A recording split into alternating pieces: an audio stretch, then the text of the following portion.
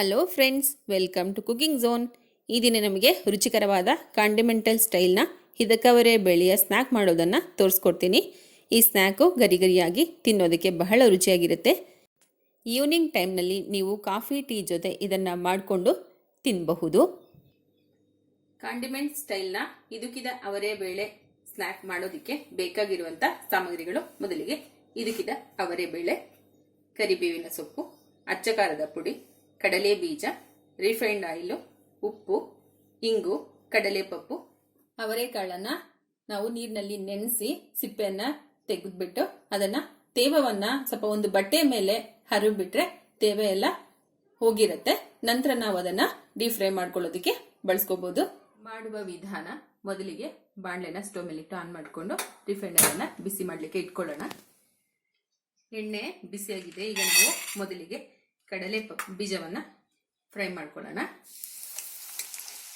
ಕಡಲೆ ಬೀಜ ಫ್ರೈ ಆಗಿದೆ. ಈಗ ನಾವು ಇದನ್ನ ಬೌಲ್ಗೆ ತೆಕ್ಕೊಳ್ಳೋಣ.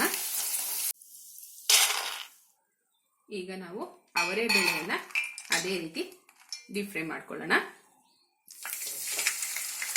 ಉರಿಯನ್ನ ಮೀಡಿಯಂ ಫ್ಲೇಮ್ ನಲ್ಲಿ ಇಟ್ಟು ಮಾಡ್ಕೊಳ್ಳಿ. ಅದು ಚೆನ್ನಾಗಿ ಫ್ರೈ ಆಗುವಂತ ಶಬ್ದ ಎಲ್ಲ ಕಡಿಮೆ ಆಗುತ್ತೆ. ಒಂದು ಸ್ಪೂನ್ ನ ಸಹಾಯದಿಂದ ಎಲ್ಲವನ್ನ ಈಕ್ವಲ್ ಆಗಿ ಫ್ರೈ ಆಗೋ ತರ ಕೈ ಆಡಿಸ್ಕೋಬೇಕು. ಈಗ ಪೂರ್ತಿ ಫ್ರೈ ಆಗಿದೆ. ಇದನ್ನ ನಾವು ಬೌಲ್ಗೆ ತೆಕ್ಕೊಳ್ಳೋಣ.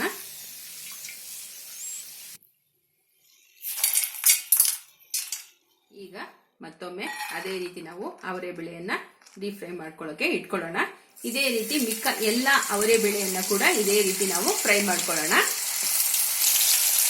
ಉರಿಯನ್ನ ಆದಷ್ಟು ಮೀಡಿಯಂ ಫ್ಲೇಮ್ ನಲ್ಲಿ ಇಟ್ಕೊಂಡು ಮಾಡ್ಕೊಳ್ಳಿ.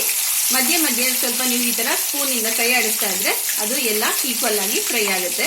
ಈಗ ಇದು ಚೆನ್ನಾಗಿ ಫ್ರೈ ಆಗಿದೆ. ಇದನ್ನ ನಾವು ಬೌಲ್ಗೆ ತೆಕ್ಕೊಳ್ಳೋಣ.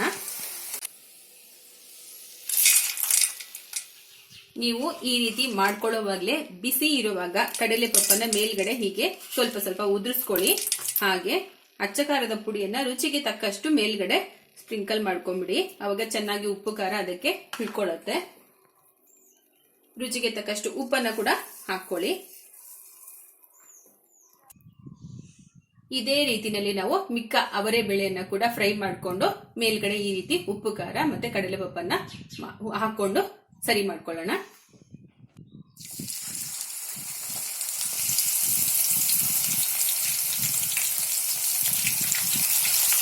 ಈಗ ಫ್ರೈ ಆಗಿರೋಂಥ ಅವರೆ ಬೇಳೆಯನ್ನ ನಾವು ಬೌಲ್ಗೆ ತೆಕ್ಕೊಳ್ಳೋಣ.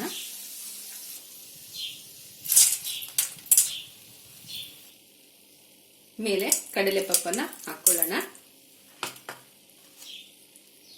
ಅಚ್ಚ ಖಾರದ ಪುಡಿಯನ್ನ ಹಾಕೊಳ್ಳೋಣ. ರುಚಿಗೆ ತಕ್ಕಷ್ಟು ಉಪ್ಪನ್ನ ಹಾಕೊಳ್ಳೋಣ. ಇದೇ ವಿಧಾನದಲ್ಲಿ ನಾವು ಮಿಕ್ಕ ಅವರೆ ಬೇಳೆಯನ್ನ ಕೂಡ ಫ್ರೈ ಮಾಡಿಕೊಂಡು ಮಿಕ್ಸ್ ಮಾಡ್ಕೊಳ್ಳೋಣ. ಈಗ ನಾವು ಎಲ್ಲವನ್ನ ಫ್ರೈ ಮಾಡಿಕೊಂಡು ಉಪ್ಪು ಖಾರವನ್ನ ಮತ್ತೆ ಕಡಲೆ ಪಪ್ಪನ್ನ ಹಾಕೊಂಡಾಗಿದೆ. ಕೊನೆಯಲ್ಲಿ ನಾವು ಇಂಗು ಮತ್ತೆ ಕರಿಬೇವನ್ನ ಸೇರಿಸ್ಕೊಳ್ಳೋಣ. ಮೊದಲಿಗೆ ಇಂಗುವನ್ನ ಹಾಕೊಳ್ಳೋಣ. ಎಲ್ಲವನ್ನ ಚೆನ್ನಾಗಿ ಮಿಕ್ಸ್ ಮಾಡ್ಕೊಂಡ್ಬಿಡೋಣ.